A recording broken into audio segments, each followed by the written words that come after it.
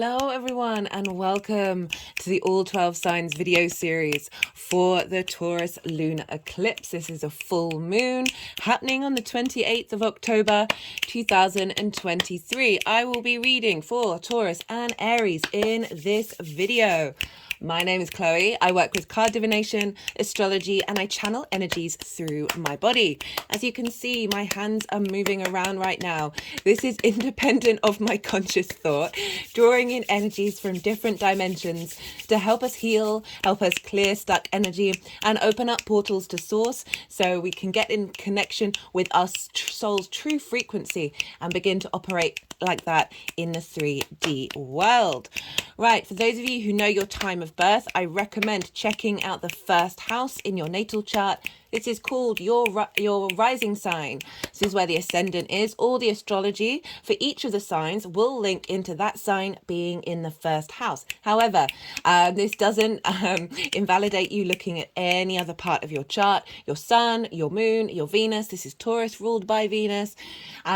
Just look to wherever that sign falls in your chart, the house that it's in, the themes of that house, as well as the themes of if you've got planets there or astrological points. Apply all that meaning to the messages that are coming through. It's as if that sign has now moved to the first house, but with all of the connotations of your natal chart. Gives a sort of more holistic understanding. Obviously, transits are affecting every area of our chart. Sometimes it has more weight in the particular chart. Particular sign, but just in general it can just, like, especially with the sun and the moon, with a full moon, with any lunation, because your sun and your moons always get activated during lunation, so that will bring up themes that are connected to wherever your sun and your moon are, that are playing a role in this eclipse. Right, I think I'm going to leave it at that and do the rest of the talks in each of the rising signs. So be good to yourselves out there. We've been going through some very intense astrology and we've still got this eclipse coming up. I feel like there's been a big shift, right? The sun is currently coming out of a square with Pluto right now. And so we are shifting into a different dynamic, away from a lot of this conflict energy, a lot of this sort of manifesting through the fire energy. So just be kind to yourselves, and I hope you enjoy the readings. Taurus rising, how you doing, Taurus? For those of you tapping into the Taurus energy and it doesn't fall in your first house and it's not your rising sign, look to where Taurus does fall in your chart. Look to the themes of the house that it's in, as well as any of the themes if you've got planets there or astrological points, and apply all that to the messages that come through. It's as if that Taurus energy, with all the connotations of your natal chart, have now moved to the first house. So regardless of whether Taurus is your rising sign or not, this eclipse is happening in the sign of Taurus. So it's on top of everything that you've got there. It's playing a prominent role of highlighting themes of whatever house that falls in. So it's a very loud energy in the sign of Taurus, wherever that falls in your chart. We're dealing with an eclipse here. I've done a collective reading on this eclipse. In the collective readings, I will get a bit more esoteric, channeled messages come through. I break down the astrology in a lot more detail. And there's some oracle cards that have come through. I didn't get to read them. They didn't want to come out and be read in the collective reading, but I will be doing a separate oracle card reading. The message was quite profound. And these two cards came out twice. I ended up putting them back in and they came out twice. So we've got the Mars energy, which I'll explain more later. We've got the Jupiter energy, because the moon is conjunct Jupiter. And we've got the thread. We've also got the heart card, which is Venus, all bringing this together of, like, figuring out what we want to defend from a place of deep wisdom and from our heart space. But as I said, I get a bit more esoteric in the collective reading. So if you want a sort of more understanding of the sort of more the soul's journey, do go check that out. Right, eclipse energy. So big energy. Eclipses are portals. All lunations are portals, but eclipses are even bigger. And why is that? Well, so this is when the sun and the moon meet up by not only the vertical axis, but also the horizontal axis. So this is when they are right on top of one another. So we can say, for example, it makes the visual makes more sense with the new moon, that the planets are exactly the same degree, but it could be that they're at the same vertical degree, but they are not at the same horizontal degree. And this is when we get an eclipse. So this is a meeting of time and space. This is bigger energy than our conscious minds can even comprehend. I always suggest with eclipses of not necessarily doing a lot of manifestation work, not trying to control the situation, because it's often a chain of events that are outside of your conscious mind. So when we start mixing with this energy, this very big narrative energy, more of the long-term cycles, we may end up rerouting ourselves in a way that is distracting away from what the universe has in store for us, right? So there's an element of faith around eclipses, of just surrendering. I always say, do what you're compelled to do. And a compelled energy, obviously sit with it and figure out whether this is based off of trauma responses or limiting beliefs, right? Sometimes our intuition and our compulsions can get distorted in that way. I gave the example in the Libra eclipse video that the day before the eclipse, I ended up by chance walking through my local park and felt compelled to take off my shoes. It's autumn here, so it's not as warm as it was in the summer, but I felt like the energy in my body was like, this has to happen right now. It was very loud, and I did so. And because I did that, I ended up meeting somebody who also does the same thing, who lives in the local area, who wants to set up a local community event every couple of weeks or so in the park, linked around spirituality, but more meaning and helping and finding tools, breath work, all of that kind of thing, and providing a more local community environment. And if I hadn't taken off my shoes, probably wouldn't have met. And so it's those kind of compulsion energies that happen that are linked into eclipse stuff. Eclipse events can happen at the time. They can happen later on because, as I said, it's a chain of events. It could be, use the example of, say, you want a new job or you want recognition in the job that you have. It might be that what's happening around the eclipse time is to do with other people or other situations. So with that new job, people may be sitting around the table and saying, hey, we want to create this new role, but that new role doesn't come up until 3 months later, 6 months later, and that's when you apply for it and then get it, right? So there's a chain of events that is kind of beyond your control. So it's often best just to sit back and go with the flow. And this is a full moon eclipse, so this represents the sort of a big culmination of something. It can be endings, it can be a release point, it can be a big celebration that's happening around the time of the eclipse, or, as I said, later on. This is the final eclipse in the sign of Taurus that we're going to have for another 9 years, but it's actually 18 years until we have the North Node in Taurus again. So this is a big closing out of the cycle that we've been through in the last 18 months, with the nodes being in Taurus and Scorpio. But the nodes are in Aries and Libra, so this is an out of sign eclipse. And so it doesn't have quite the intensity and the chaotic energy that some eclipses can have, because the North Node, which is what's going to be, this is a North Node eclipse, is out of sign. So yes, there's still the moon is still very close to the North Node, but it's out of sign. And when things are out of sign, they're in a different realm. So they're still having impact, but it's not necessarily as I said, as chaotic as it could be. And also it's bringing in the Aries energy into this full moon eclipse. So you might want to look to where Aries falls in your chart. And the themes around that will be coming through. Right, so what else did I want to say? It is a full moon, as I said. These can be... this can, as I said, represent a sort of expansion and elevation and illumination of all the work that you've been doing, of everything that's been coming together. And that can also be a trigger point as well. Because we have the sun and the moon opposite one another. The moon represents our needs, our emotional needs. Are they being met? Are we meeting them?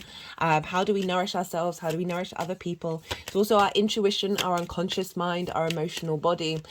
And it is receiving nearly the full light of all the sun. This is a partial eclipse, so it's only taking off a little bit of the moon.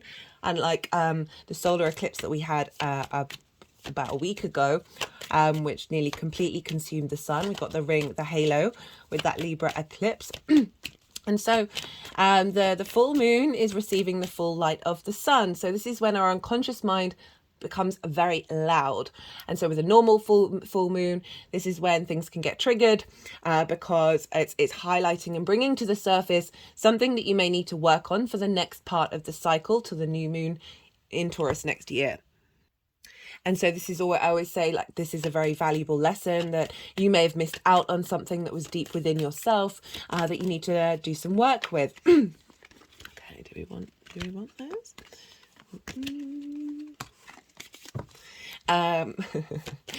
Just saw the moon card, but I wanted to go back in. So highlighting something that was deep within you that you may not have noticed that you can then start to work on. It can also be providing a situation that previously may have triggered you. You've done the work on it, but you haven't been in that situation since you're doing that work, and the universe will come along and provide a situation to help your body know that it's safe because you move through that without getting triggered in the same way, and so that there's a full holistic healing. The third one is also a celebration, an expansion, a shining the light on the work that you have done and everything that you've been putting forward, and having a union between the sun and the moon, our conscious mind and our unconscious mind in peace and harmony with one another.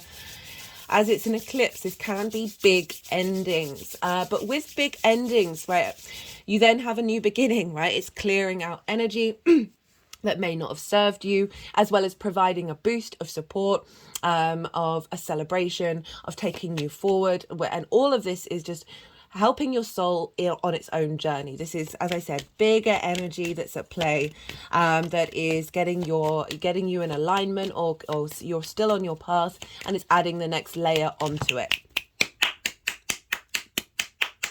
And it's Taurus rising. So where is this? Oh, that reminds me. Oh, I keep getting this in the wrong order. I'm pulling cards for 3 piles. The first pile is the energy leading up to this eclipse. So that's from not only the new moon that we had in Taurus, but also sort of is wrapping up a bigger cycle around the Taurus area of your life in terms of the eclipses. The second pile is the energy of the eclipse itself, what's being downloaded at the time. It may link into what's happening to you around the time of the eclipse, but I like to focus more, because I do see lunations as well as eclipses as portals of downloads of information that we're then integrating moving forward. So what's being seeded at this time in your energetic body. And then the third pile is, how is all of this manifesting moving forward? So those are the 3 piles. Right, so Taurus rising, this is happening in your first house. Your first house is the house of self. This is all about you, right? This is how you embody your sun or your moon in your actions and your deeds. This is the lens in which, so it all depends if you've got a day or a night chart, whether the sun or the moon rules you as their luminary, and it's how that internal space is shown in outwardly in your actions and your deeds. And this is often why people see you more as your rising sign than perhaps your sun or your moon sign. In a lot of ancient traditions, the rising sign was incredibly important. This is also your body, your appearance, your vitality. So you've had that north node there for the last 18 months of striving to figure out who you are and how you want to embody yourself, right? And now it's moved into the sign of Aries, which is in your 12th house, your hidden house, your house of mysteries. So it's kind of like it's also, so it's like the mental constructs of who you are in your unconscious mind that can represent trauma responses and limiting beliefs. This is the 12th house. I'm trying to link these two together, but it's also the house of magic, right? Underneath all of that is your soul's magic. So you're striving more to understand it. Now you're figuring out who you are and how you embody yourself. Now you're doing sort of a deep dive in your unconscious space to make sure you're clearing out the clutter in order for this understanding of embodiment of who you are to be put into practice. So this is a big culmination of an understanding of you, right? The North Node is what we're striving for, what we're hungry for. It's the head of the dragon, right? So you've really had a focus over the last 18 months of what it is that who it is that you want to be, where is your vitality and strength of self. My hand's just gone over my heart chakra. This is a real embodiment of self that you've been working through. And this full moon is a culmination of that. It's an expansion of that, and a recognition of what it is that you've been striving for, and really, really understanding what's going to serve you in the long term, right? So as I said, we're not going to have the North Node here for another 18 years. So it really is a longer term cycle in terms of these eclipses. And this is Venus is over in Virgo, right? So whatever's going on with Venus is impacting what lens this moon is operating through, this eclipse is operating through. And Virgo's over in your 5th house of your creation energy. It's a fellow speaking of Venus, Virgo's over in your and it's a fellow earth sign, so it's trining your energy, regardless of whether Taurus is your rising sign or not. And this is trine is an aspect of Jupiter, and Jupiter wants to expand and bring wisdom and elevation, and a deep knowing within you. And with that deep knowing and that wisdom, we get an innate sense of confidence, and that's when the opportunities and the lots of the 3 major arcana that have all come out in the collective reading. So what was I saying? So this trine energy is providing wisdom, and when we're confident in our innate sense of wisdom and knowing, that's when the vibrational frequency shifts and changes and provides more opportunities and experiences and luck, which we get with the trine. And so Venus is over in Virgo in your 5th house of your creation energy, right? What stems from creation energy is the house of joy, right? The things that bring us joy, give us a spring in our step, the pleasure principle, and that's not just related to romance or short-term dating, although that's what happens in the 5th house as well, but anything that gives you that sensation of pleasure to be alive, right? This is the vibrancy that we have in the 5th house. Children, your inner child, as well as actual children, and the things that you birth into the world, that creative energy. So Venus is moving through there. It's her favorite house to be in, and she's providing a lot of wisdom and support of this embodiment of self that is coming from a place of joy. She's going through deep nourishment and nurturing in Virgo, and helping release self-criticism and judgment, having opened up your heart space in the sign of Leo with that retrograde. And she's being in a state of observation right now, of figuring out, okay, well, now we're in this new heart space, what's not working, and then it will be in Libra that she'll start to activate that and start to take action. But at the moment, there's a deep nourishment coming through with this trine, with this wisdom, this elevation of self, with this eclipse. And not only that, but the moon is conjunct of Jupiter. Jupiter's been in your sign for a little while now, and the last new moon that we had Jupiter had just entered Taurus, the new moon in Taurus, and Mercury was in that sign. I'll talk more about Mercury in a second. The Jupiter is providing the sense of expansion in your 1st house of who you are and finding deep wisdom. Jupiter is retrograde, so you're going inward and really, really reassessing what matters to you in the long run about who you are. This innate wisdom is being drawn down into your physical body, into the way that you express yourself, and just very powerful and very supportive energy. So Venus is in the sign of Virgo. And so wherever the ruler is of a sign, and whatever sign they're in, is going to impact the flavor, right? So this creation energy is feeding into this full moon of this completion of abundance, this completion of expression. Maybe you've been doing some creative work that is an embodiment of self, that this is like a celebration of that. There may be finding an activation of joy that's bringing you flow is coming in. But so Venus is in the sign of Virgo, which is ruled by Mercury. So Mercury is having an impact on Venus, and wherever Mercury is going to be adding a flavor to what's going on with Venus. And Mercury is over in the sign of Scorpio, which is opposite your sign, Taurus. It's with the sun and it's with Mars. Mercury is this deep intensity of being able to go into that which you may not have seen before. There's a sense of passion, of drive to get into the depths of something. And it's in your 7th house of intimate partners. This can be business partners, romantic partners, as well as friendship and one-to-one clients. It's that one-to-one dynamic. And so we've got a lot going on in Scorpio, which is where the South Node used to be.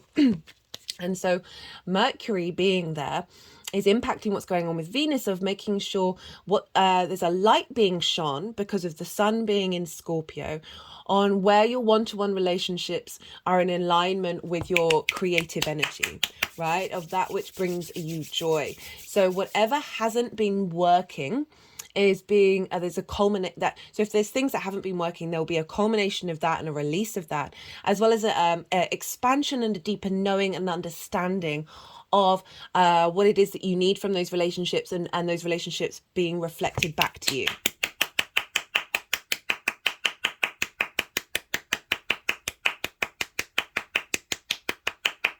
Do bear with me with the clapping. This is just part of the channeling. It's like a form of light language, and because we're dealing with eclipses, they really do. It's just sort of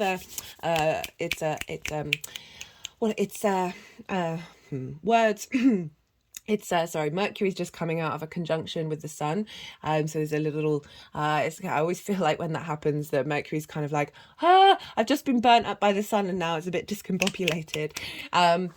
They're just trying to reinforce the messages and clear a lot of stuck energy that may be in the way.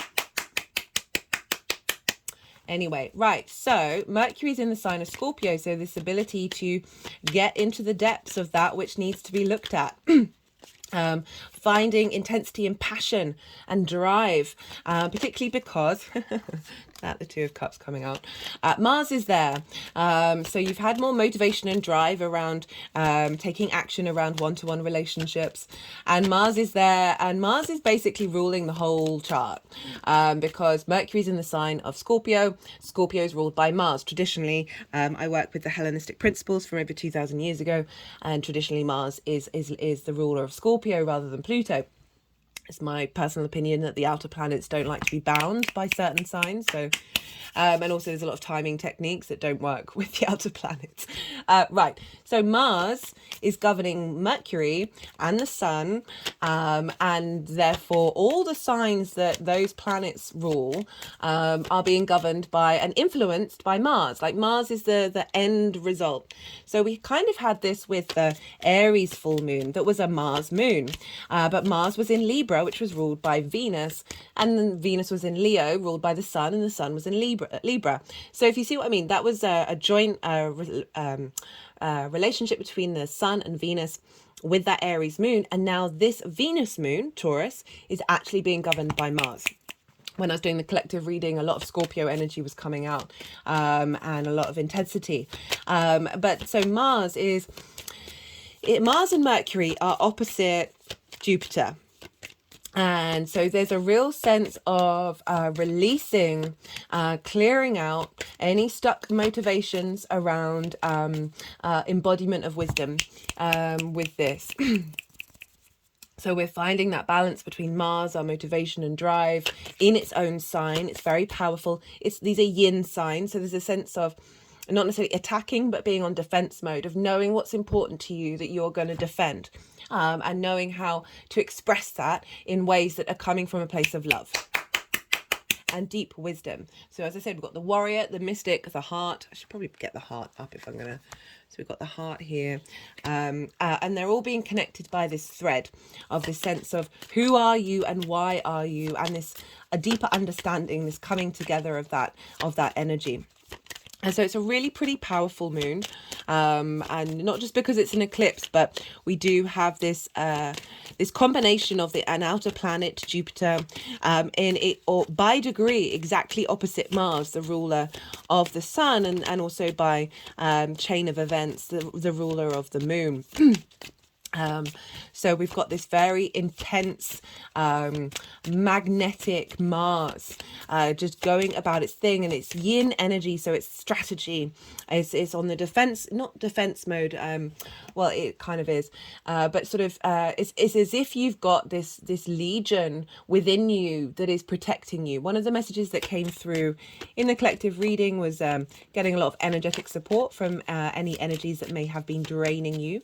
But in relation to the 7th and the 1st house, this is a clearer understanding of you that's going to benefit how you operate in one-to-one relationships. As I said, business partners, one-to-one clients, romantic relationships, as well as your intimate friends. There's a sort of a deeper, as I said, a deeper knowing of self that then ripples out in your understanding and your ability to communicate and take action with one-to-one people. So it's a download coming in that's instigating this.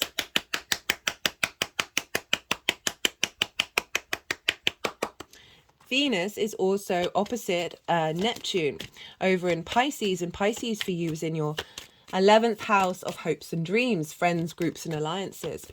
And so this opposition with Venus, so this is also going to be affecting the moon as well, is Neptune is very much our portal into source energy. Every frequency, every reality, every dimension, the all-encompassing all that is. Very magical, very mystical, very idealistic.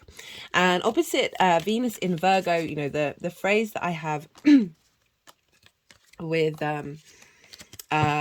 Neptune, with the Pisces Virgo axis is practical magic. Okay, Virgo is very practical. It's Mercury ruled earth sign. It wants to facilitate flow in the 3D world. Pisces, very all-encompassing, every possibility, the boundlessness, the very fluky, magical synchronicities that you get with Pisces. And so this combination of Venus and Neptune, there, you know, Neptune's often called the higher vibrational frequency of Venus, of this love, of unconditional love. Like love can be very individual, of like you love this one person, but you don't necessarily love everybody else in the same way. That can be the Venus energy.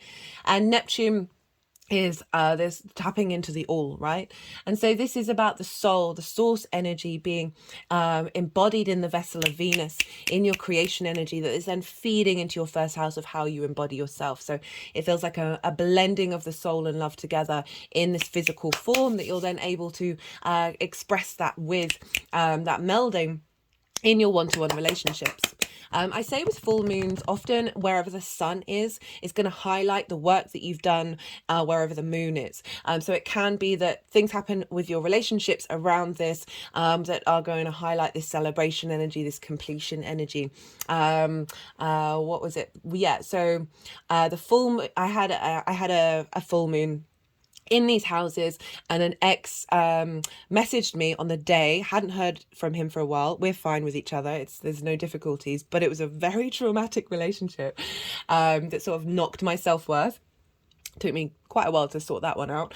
Anyway, messaged me out of the blue, but did no follow-up messages at all. It was just this weird little nod from the universe, and I didn't respond to it. I didn't feel the lack of any further communication was a reflection on myself. So it was a real highlighting the work that I'd done on me that previous relationships had diminished, would have had me operating in a different way. And it highlighted to me the journey that I've gone on, and it was like it was a wonderful thing. So I'm just saying that happened in a full moon. That wasn't an eclipse though, but I'm just using that as an example. Whereas wherever the sun is can highlight where you've been and what you're doing. Okay, right, so they have finished. They put the deck down, so all the cards that need to come out have come out, and I'm going to go quiet. We just had the yang day, extrovert, stimulated, go, action, action, action side of the reading. Now we're going to move into the yin night side, the rest side. I'm going to soften my mind and go quiet and let the energies do what they need to do. They're going to be moving the cards around. They might want to do some energy work, and then then they'll put the cards into the 3 piles, and I'll come back round and I'll bring in the tarot into the astrology of what's going on with you, Taurus. I call you to do the same. Soften your mind. You just had lots of information. Don't try and like overanalyze it. Just let it all settle, right? Let it all rest, and sink into your unconscious mind, and then see what intuitive hits come up, and it'll be in observation of them, right? Yin energy is very much the observer mode. I'll see you on the other side.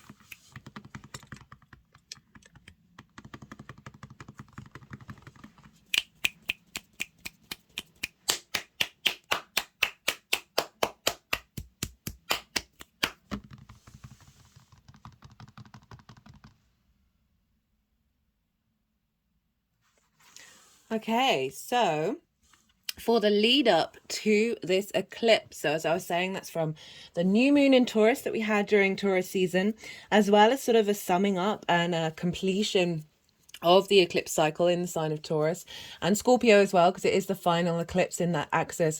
We've got the 10 of Swords in reverse and we've got the Ace of Swords. So this is a really powerful energy coming through of a relief. Right, so the 10 of Swords upright, this is a very karmic card. Why is that? Well, all of these swords are along the spine and we store a lot of karmic energy, a lot of stuck energy in our spine. It's why a lot of us have back problems.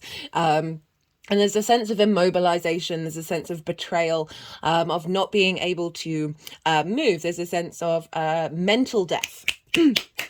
Right, if you see here, the hand gesture is the same as that as the Hierophant, and the Hierophant is linked into Taurus, and it's an acknowledgement of sometimes we have to go through these things in order to find deep internal wisdom.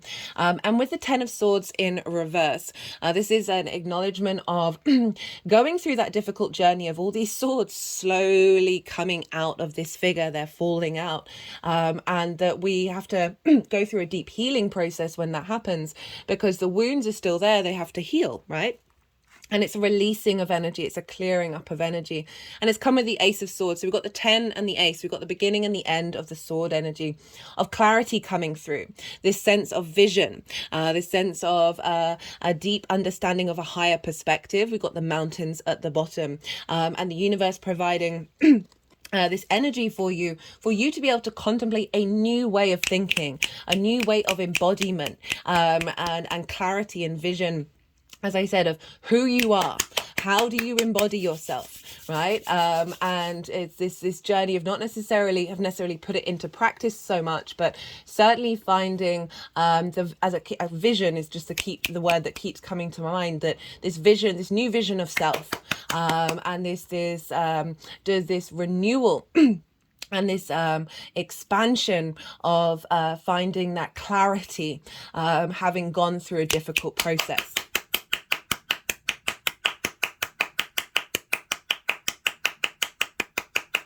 You know, Uranus is in your sign as well, and Venus is making a trine to Uranus. It's not exact, that will happen a couple of days later, but Uranus really wants you to be yourself and be comfortable being yourself, and despite what's happened to you, and so you're going through this longer term cycle of transformation in that way of really being able to see the truth of your soul and how to embody it.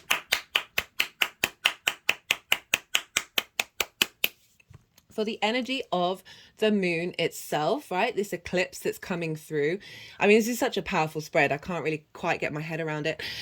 We've got the 4 of Cups in reverse. Again, we've got another difficult card that's in reverse that's saying you're moving through this is being cleared out. The 4 of Cups upright is kind of like melancholy. It's focusing on the 3 of Cups, which is about flow and harmony, and forgetting that you always have the Ace, that deep compassionate love within yourself, your soul's energy, and we can forget that, and we can get into quite a stagnant mode when things aren't perhaps going our way, or when we see other people embodying themselves in ways that we wish we could. And this is in reverse, saying this full moon, this completion, this eclipse cycle is bringing in this sense of releasing of that stagnant energy, releasing of the melancholy of not quite getting up and going and doing it, and this dissatisfaction in your emotional body that may have impacted you in the way that you, your actions and your deeds, right? This is being cleared out. This is being elevated with the Ace of Pentacles, right? So this is earth energy. Taurus is earth energy. It's very practical, very loyal. The Ace of Pentacles, for me, I always think about New Earth, the phrase New Earth, because it's not about rejecting the 3D realm. It's about bringing in a higher perspective in order to embody it and bring about a sense of abundance. Again, if you notice here, we've got mountains in the background when we go through this portal. Eclipses are portals of renewal. So you've got an Ace of Swords, you've got the Ace of Pentacles. This is really saying, yes, this is a full moon, this is a completion, but what it's bringing in is a deeper understanding of self. And that's really confirmed by the Emperor, right? This is a great card to get for a first house lunation, because The Emperor is about your own innate inner sovereignty, the wisdom as well. You know, this is represented by an older figure. This is an acknowledgement of a deep wisdom that comes with age, of having gone through the cycles. So this is honoring your own inner divinity. And in order to make the decisions, right, the Emperor is the King of Kings. You know, it's this representation of knowing thyself and knowing what's the right thing to do, not only for you, but for your kingdom, right? That is not through ego. It's not wanting control. It's this wisdom that we're getting with the Jupiter connection, of really finding yourself and seeing the value in yourself and the way that you express it with that confidence of Aries, the I am, right? So we're also, this is reminding me, the North Node is in Aries. So it's really bringing forth this deep innate confidence that may have been hidden from you. The 12th house can be hidden stuff where the North Node is, and feeding that in the soul of you, that confidence of you are the universe manifest in individual form, and that coming through in the expression of this completion of like just feeling good in yourself, in your embodiment, and confident in the things that you take action over, confidence in your vitality and this expression of self. My hands have just gone over my heart chakra. They did incorporate the heart, and that was definitely over this energy of saying, all of this is linked back into the heart, right? The more that we operate from that, Venus wants you to feel good in this 3D physical overwhelm, of moving away from the overwhelm into the realm of the heart, right? With this confidence of the Emperor. Energy moving forward. How is this manifesting moving forward? We've got the Fool. The Fool operates from a heart space. You see, their chest is basically the first part of their body that's entering into the new land, right? So this heart open. And then we've got mountains again in the background of this higher perspective. The Fool moves through like very much the opposite of the Ten of Swords, right? That immobilization of what people may have said or done or whatever. The Fool goes through life, the good, the bad, and the ugly, with the light of the sun at its back, and this curiosity moving forward from that heart space. So there's a real sense of not only this command and confidence, and with that leads to the Fool of going through your life, your embodiment of your actions coming from a very innocent, not innocent's too strong of a word, but certainly there's an element of naivety to the Fool. But that through that naivety is a higher perspective of not necessarily feeling jaded by what has happened, because you've done the work, you've found some clarity around that. What other people say or about you is irrelevant, right? Unless it's something that highlights something within yourself that you're like, oh no, actually no, that's right. That's something I need to work on. But most of the time when we operate from a heart space, we're able to heal and grow ourselves without needing external validation. We've got this with Venus, the Two of Cups, and the Three of Pentacles. So Venus and the Two of Cups. So this is highlighting and this new abundance. You know, Venus is the ruler of Taurus. This new abundance coming through this sense of feeling good in the 3D world, with that confidence that's coming in, that you're able to spread love, right? And we've got the Two of Cups here. This represents unity within self, right? Masculine, feminine, spirit through deep healing. There's the caduceus, which is also it's a representation of healing for doctors. There's also the Kundalini energy, right? Kundalini energy is linked into the spine. So often our life force, which is the first house, can be blocked by things that other people have said, right? Limiting beliefs as well that are internalized within you, that we can get trapped by. And so where the release that's coming through with this is allowing deep healing that then provides union and love to come in from a place of respect and dignity. They are equal. They are eye to eye. There's a real honoring of every part of yourself that's coming from a place of love here. Also, if we want to link this into where the sun is in your 7th house, you know what I talked about of bringing in relationships that are in alignment with this completion of self.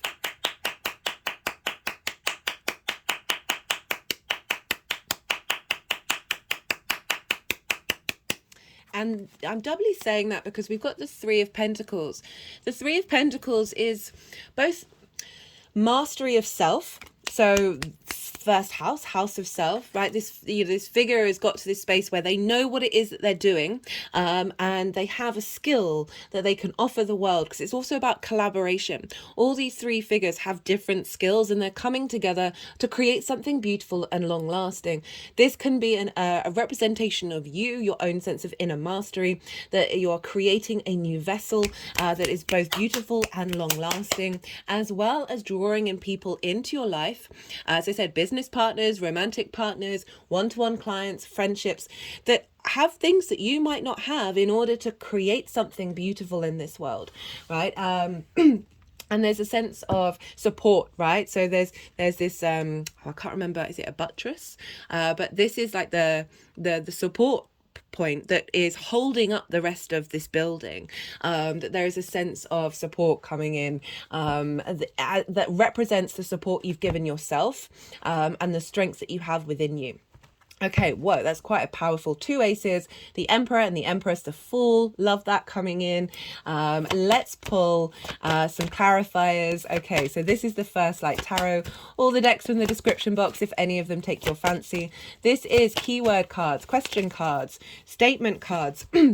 And major arcana, we've just got attraction, another 2. So we've got a duplicate of numbers here. Manifestation, attracting that which you are embodying.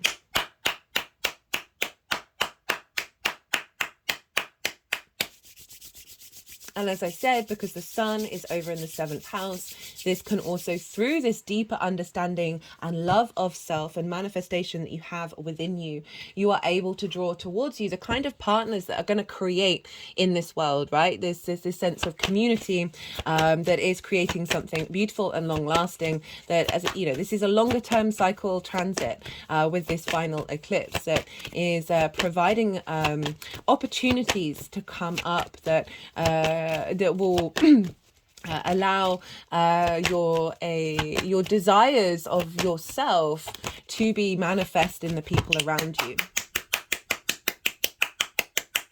Like when you raise your vibrational frequency, you often find that certain people may fall out of your life just because that's part of your soul contracts, and it then draws people towards you that are more in alignment with that frequency that you're putting out, as well as people coming your way who you're there to then help and support and bring a sense of nourishment to, because of the journeys that you've been on, that's then available to the people around you. So when we uplift ourselves, we uplift everyone around us.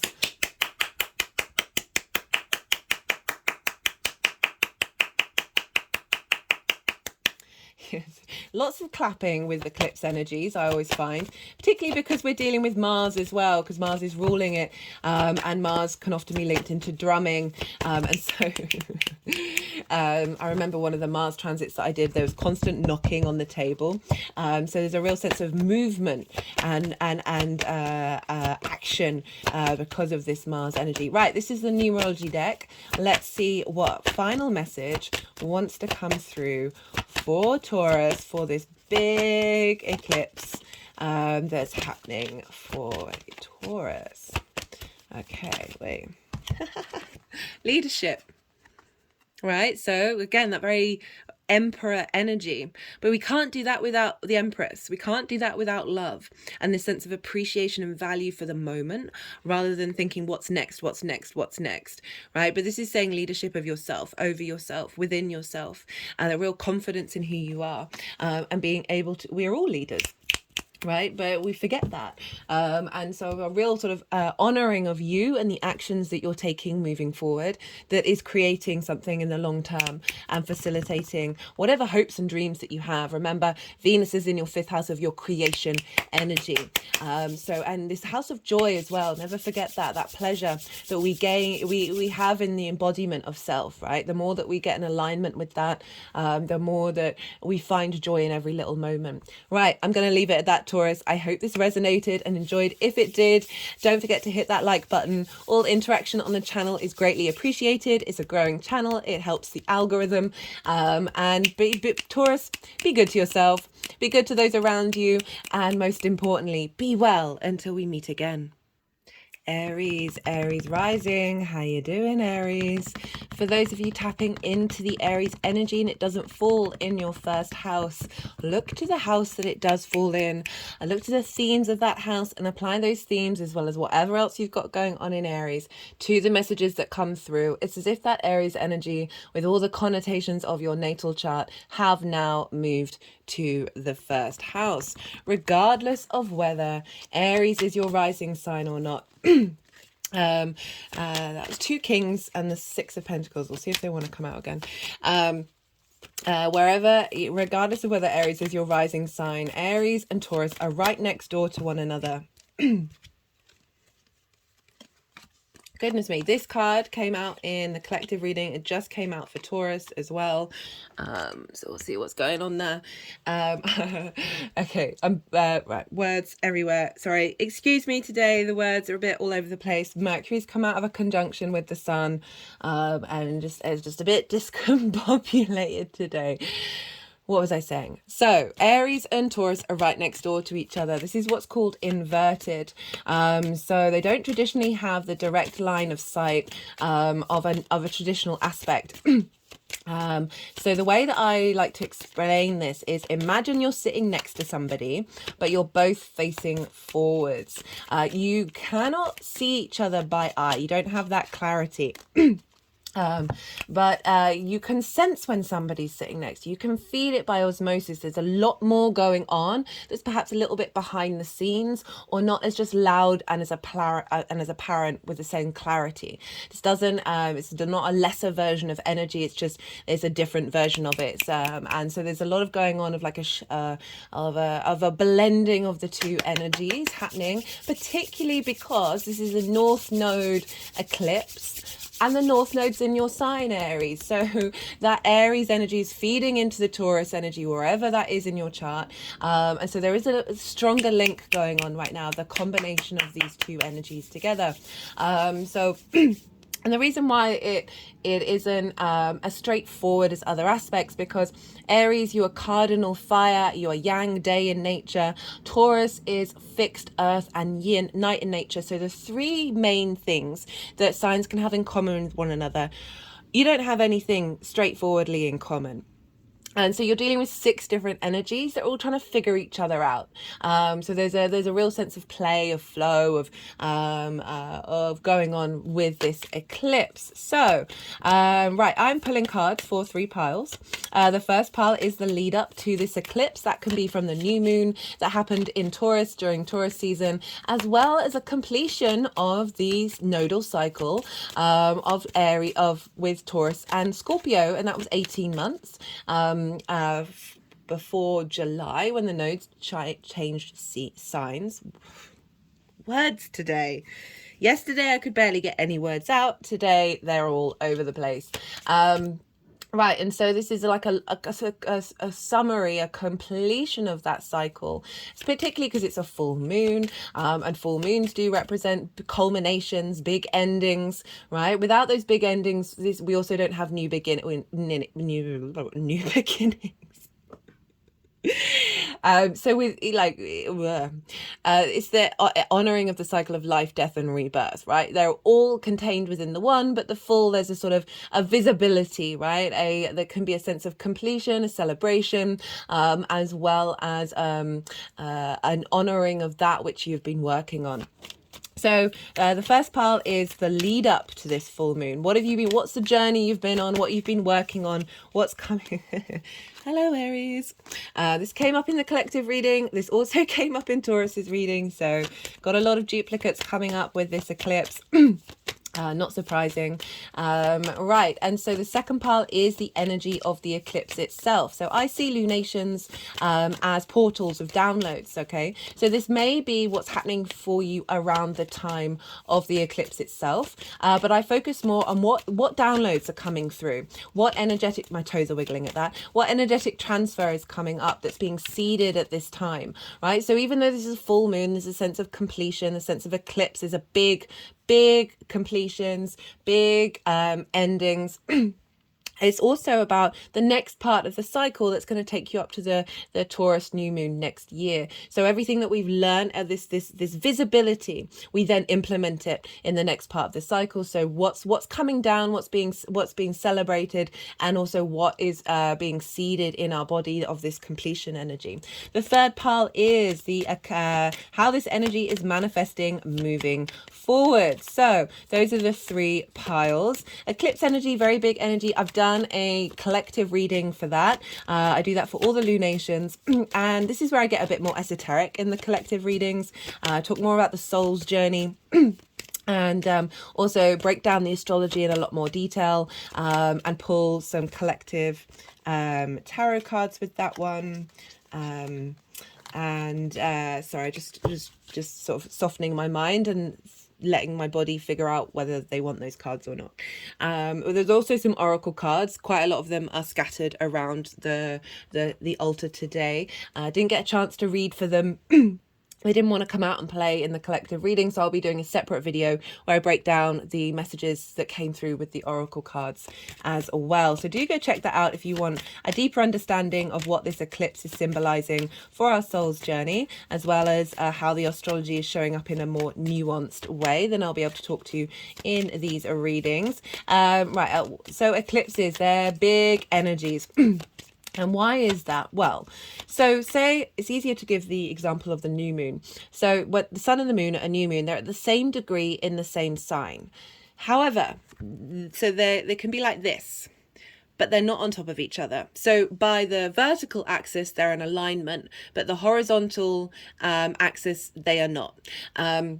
And so with eclipses, it's when the sun and the moon, every time I do that, they get excited. When the sun and the moon, it's when they come together. And so when they are both on at the same point in the horizontal and the vertical axis. So this is earth energy and spirit energy coming together to create situations, opportunities, revelations that are kind of outside of our conscious mind. So it's bringing in our the spirit energy as well. So this can often be, so things can happen around eclipses as well as later on. And this is because things that get seeded around this time could be that aren't anything to do with you, that are somebody else is making a decision that then has an impact, a greater impact on you by the chain of events. Like things need to be lined up with with eclipses that then may not take effect until later on. So there may be things that happen around this eclipse, or this is happening 6 months later.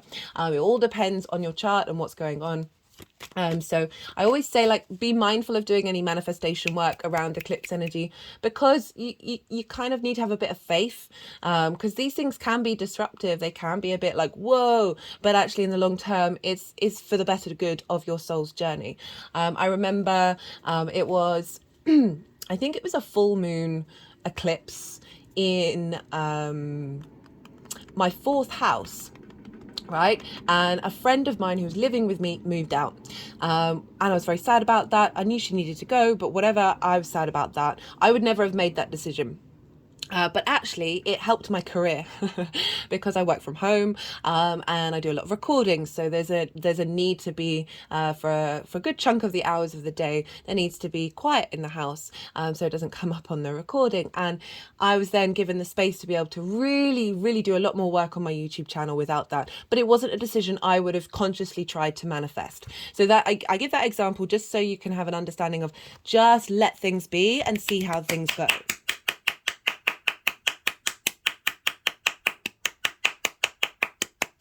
Right, so Aries rising, where is this full moon eclipse happening?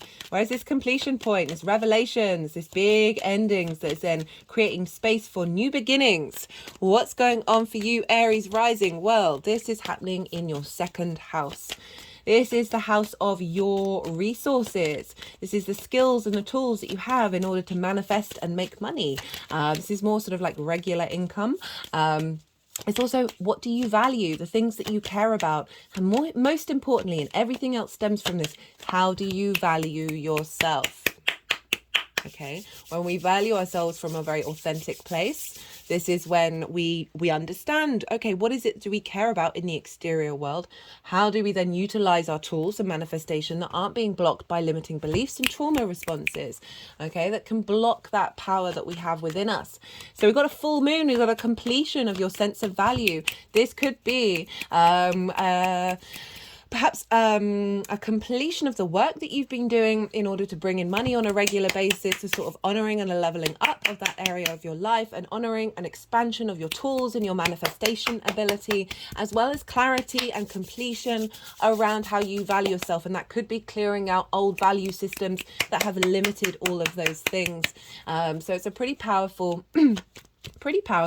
eclipse that's happening. It could also be bringing in a new opportunity around work, whether that's the work that you currently do and a leveling up all that, or a new opportunity of bringing in income in a different way, or using your skills in a different way. So all of these things could be showing up for you, Aries. So this is all about money.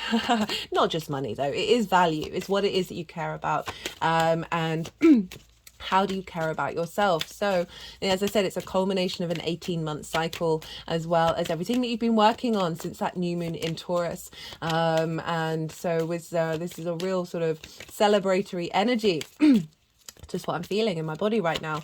And so what's going on in terms of the astrology? Well, as I said,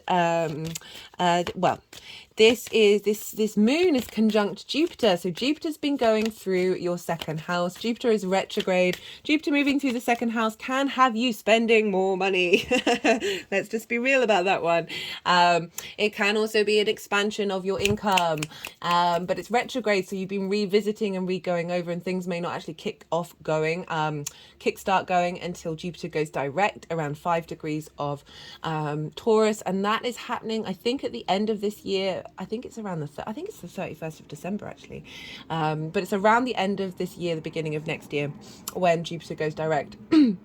And what else did I want to say? Yeah, so Jupiter brings about wisdom, right? We've got the mystic here representing Jupiter. We've got the warrior representing Mars. We've got the heart representing Venus, and the thread that is pulling these all together, because they're all playing quite pivotal roles in this lunation. So this is conjunct Jupiter.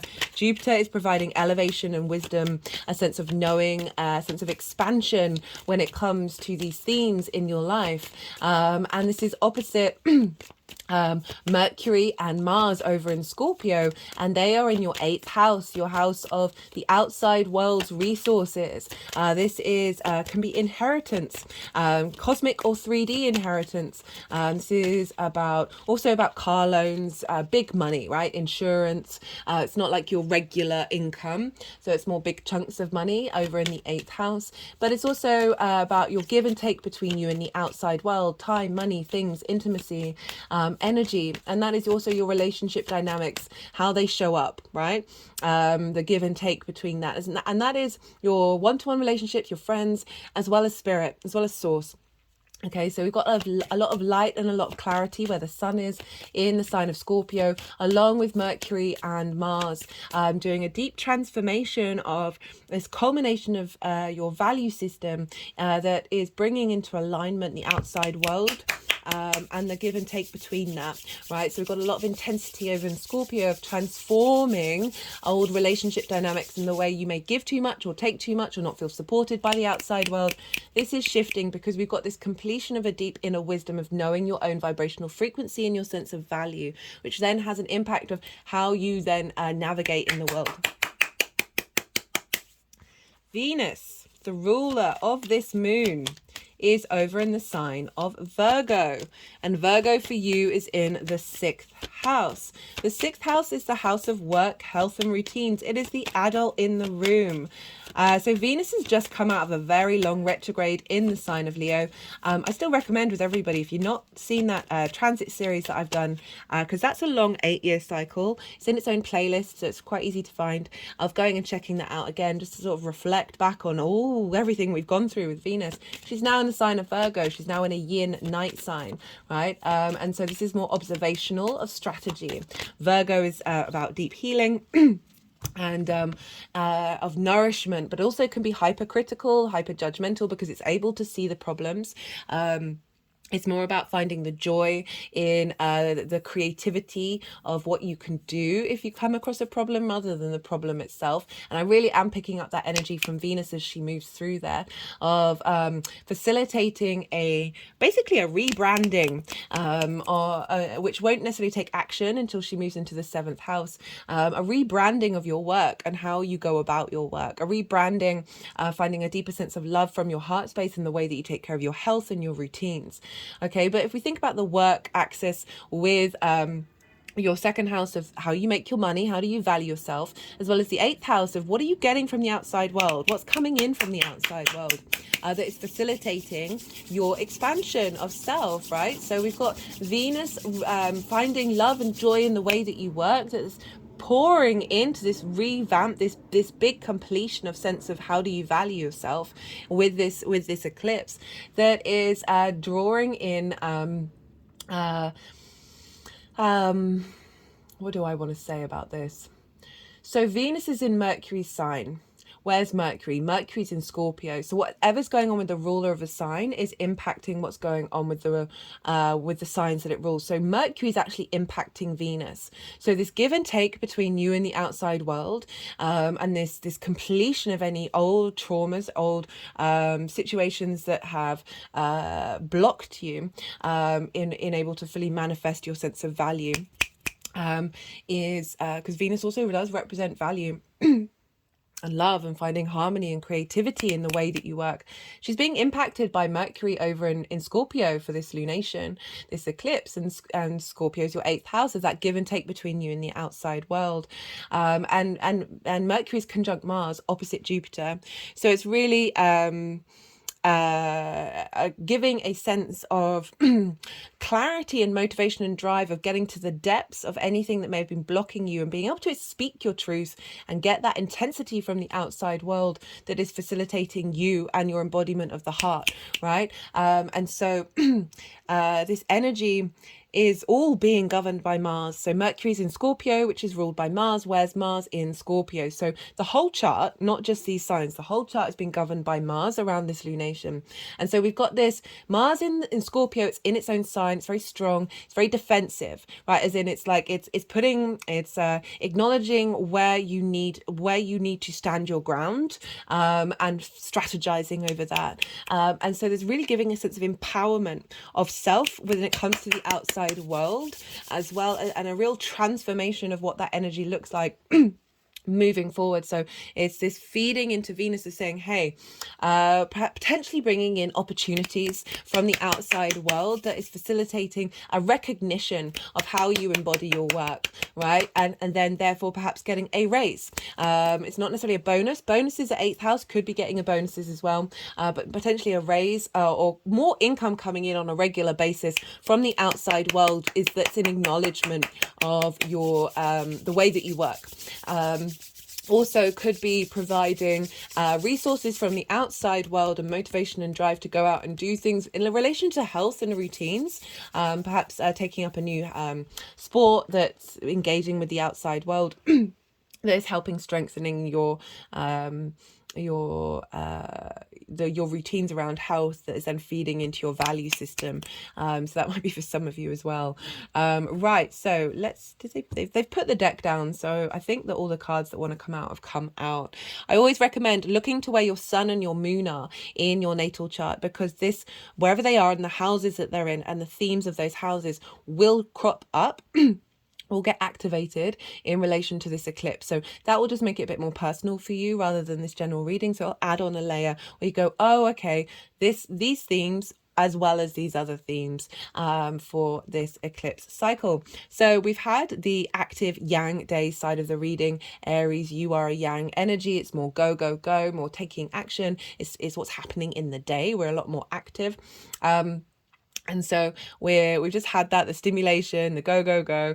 And now I'm going to soften my mind and go quiet and let the energies move through me so they can do energy work. They're going to put the cards into the 3 piles, and then I'll come back round and I'll introduce the tarot into the astrology. I call you to do the same. You just had loads of information. Let it all settle in your unconscious mind, the yin, night, rest side of it, the observation, right? The integration side of our day to day. And just let it all settle and then see what intuitive hits come up for you during this time. We're dealing with a lot of yin energy here, so it is really embodying this new transformation and cultivating it within ourselves. And it tends to be for more the long term, right?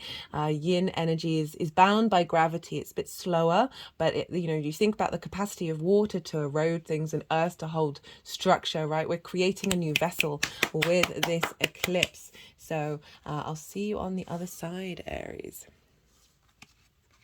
Oh, that reminds me, I forgot to say, because the North Node's in Aries in your sign, the themes of self, right? Your embodiment of self, how you embody your sun or your moon in your actions and your deeds, your vitality, you, the house of self, that's all feeding into what this eclipse is about. So it's a real recognition around self and self-value.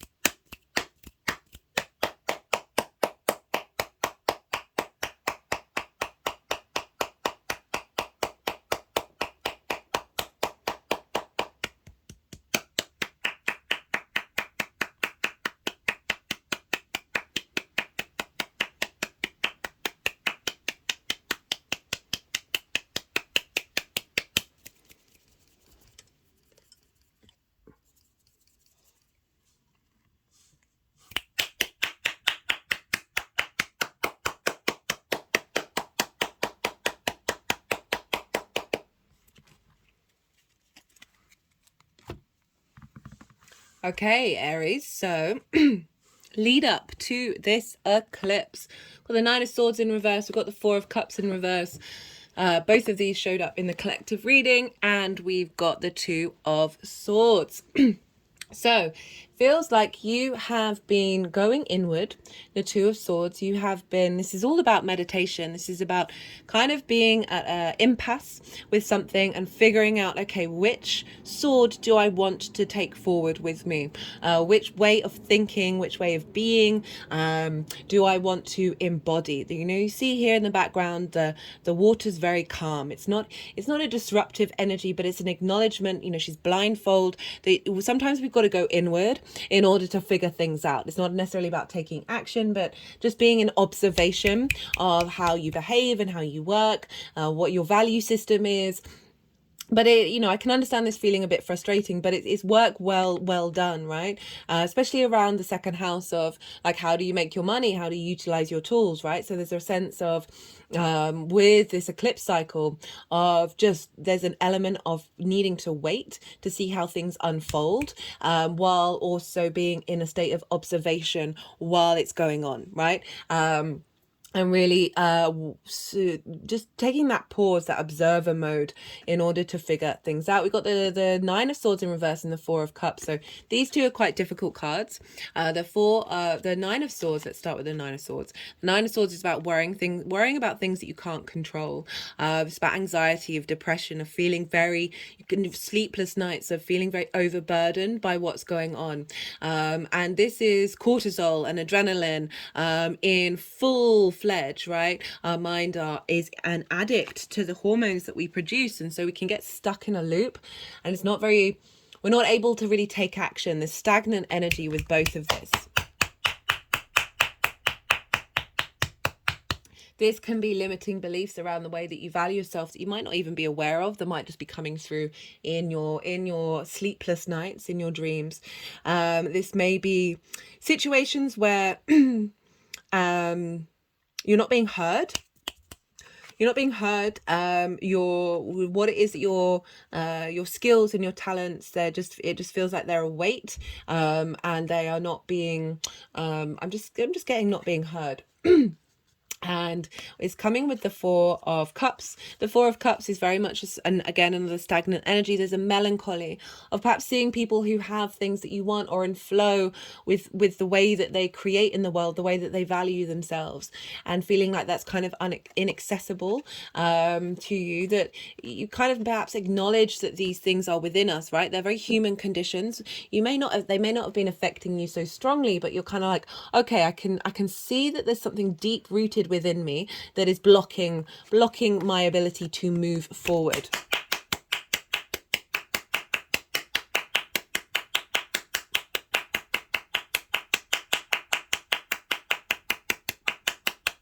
Like, these are all very still cards.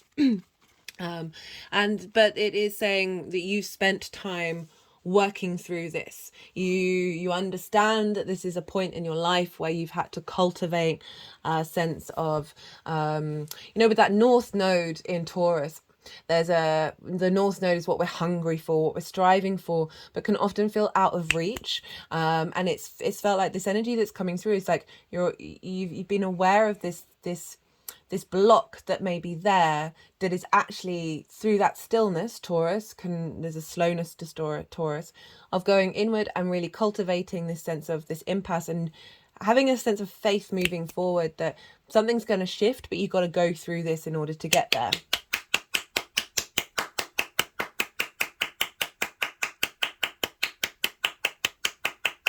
And that with this clearing that you've been doing, it has allowed that inner contemplation to come through, and rather than the rushing around and trying to fill up that space and taking a lot of action around it. It's saying that through that journey you have allowed yourself space to breathe. Okay, right, so moving forward, very great cards. This is the energy of the eclipse itself. These are great cards to come up in the second house, because the second house, as I said, this is like your skills, your tools, your value system, how you make your money. And we've got 2 pentacles, and I love that the 6 of wands has shown up. So we've got the page of pentacles, the ace of pentacles, the 6 of wands. So this is the energy of the moon itself. This could be happening around the eclipse, but more importantly, what's being downloaded at this time. So this can be an offering of a new job, like this very straight, that's going to lead to recognition. The page of pentacles bringing in messages, offerings. The ace of pentacles, a renewal of that 3D earth energy. And the 7 and the 6 of wands is recognition, of validation from the outside world. So this is saying, like, this could be for some of you a new job coming in where you've got a sense of renewal, having gone through this process, that is leading to you being recognized. Perhaps you haven't been recognized in the past. This is also seeding in. So if you think about skills and resources, new resources coming in, new skills and new vitality in the way that you engage with them.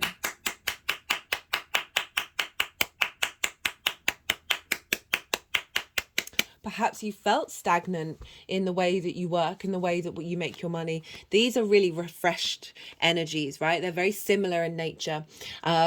Pages are they're the most useful of the court cards, right? They're very excited. There's a sense of renewal, and doubled up by the ace of pentacles of engaging in the world from a higher perspective. You see the mountain in the background. It's like the universe is offering you this renewal, offering you this fresh start.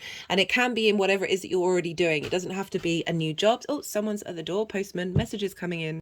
Aries, you can't make it up. So one of the things that the postman delivered was my diploma for a counselling course that I've just finished. So again, that's sort of heralding in a message of an upgrade in your skills. And the way that you manifest as well. So really being able to tap into your manifestation energy that's able to bring about opportunities and a sense of renewal of those skills and a real expression of them. But as I said, what I really like about this is I keep saying the 7 of wands. So the 7 of wands is, oh, that's interesting. So the 7 of wands, the way that I read the 7 of wands, let me find it. Where's the deck gone? So someone's on top of a mountain, they're on the hill, right, and they're defending themselves. And they look really unsteady. And the way that I read that card is like we have value within ourselves, and so often we forget it, and we're not aware of it. And so we go through life being quite unsteady and thinking we need to be in a state of competition, we need to fight other people, when actually just go about your day and focus on your skills. And it's all about honoring and knowing deeply within you your sense of value. So here you go.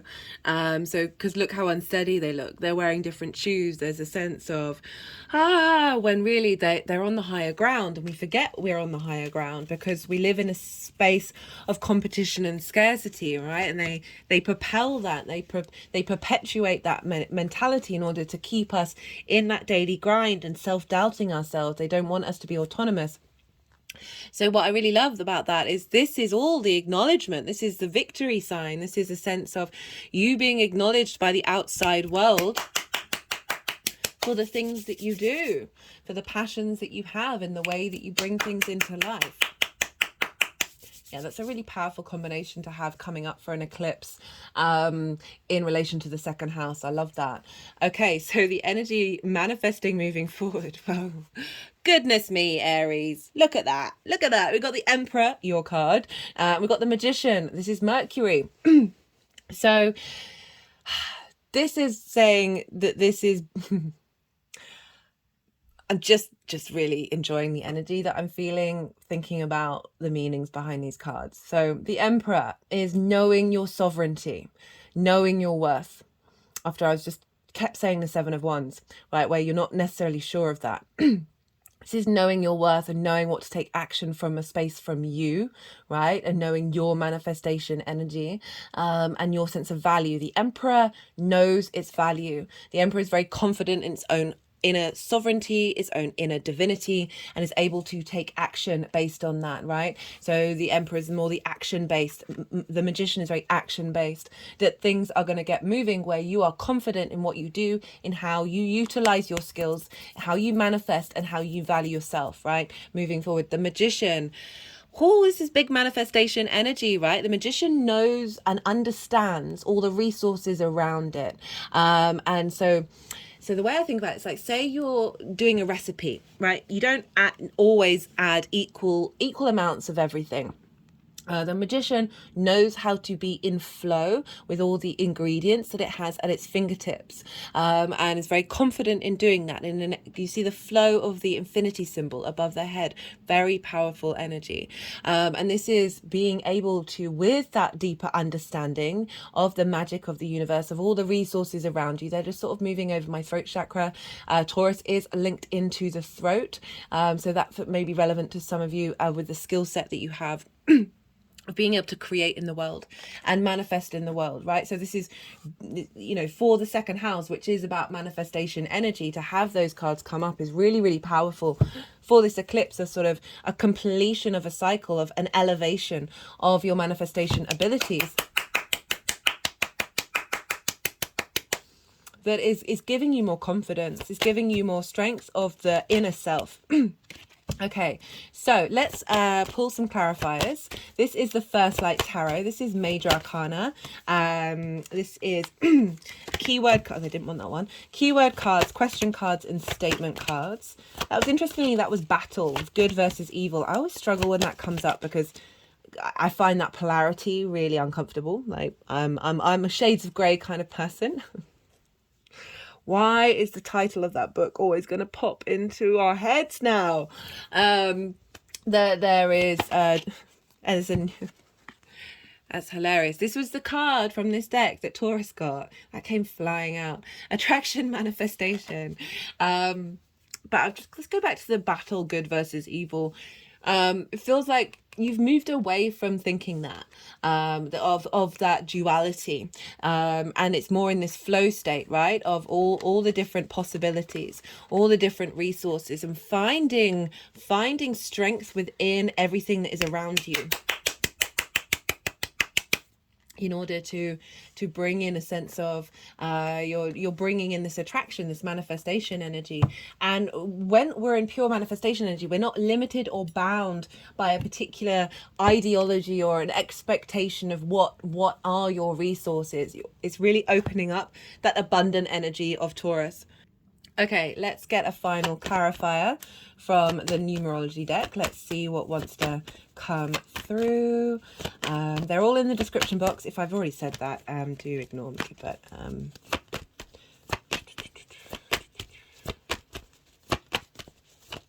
final message for Aries.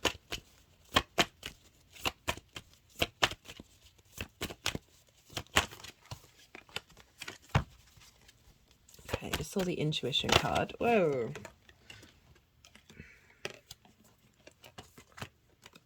So we've got the timeout and we've got self-discipline. Like, through this journey has given you a greater depth of understanding of responsibility, of being the adult in the room with yourself, right? Discipline is a wonderful thing. Everything in moderation, including moderation. And so it's a real acknowledgement of you committing to yourself with this new sense of empowerment, right? Work's a great thing. It's just a perception of it. So I really, let's just do one more card.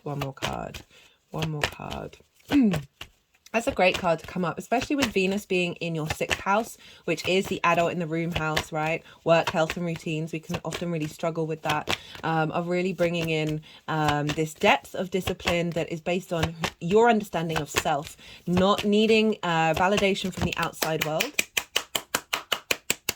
Not that you're not going to get it. It's just the less that we hold, the less we sort of like, oh, I need that in order to understand my own sense of value, the more we lose ourselves when we don't necessarily get the boost that we need. And that's a really, really hard thing to work through. We've just got the spirituality card. Okay, so really tapping into your own inner divinity, right?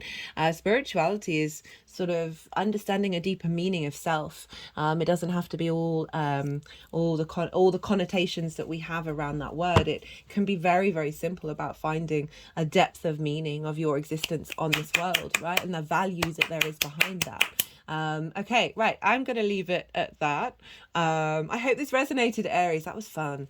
Yeah, be good to yourselves, be good to those around you, and most importantly, be well until we meet again.